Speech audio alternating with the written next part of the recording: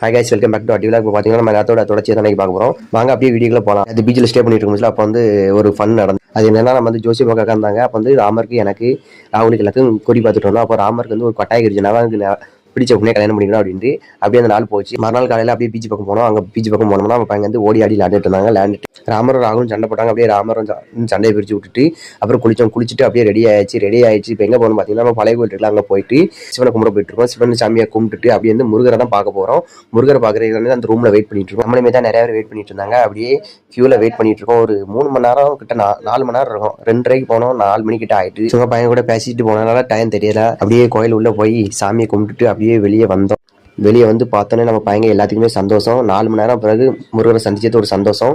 அப்படியே எல்லாரும் பர்ச்சேஸ் பண்ணிட்டு வீட்டுக்கு கிளம்பியாச்சு. வீட்டுக்கு கிளம்பும்போது சின்ன இது நடந்துட்டு, என்னன்னா நம்ம மடத்துக்குள்ள சாவி திறக்கல. அப்போ வந்து ராகுல் தான் வந்தோம். அதனால ஒரு சின்ன அவார்டு அவனுக்கு கொடுத்துட்டு அப்புறம் நம்ம அப்படியே கிளம்பி ஊருக்கு வந்தாச்சு. நம்ம பயணம் முடிஞ்சிட்டு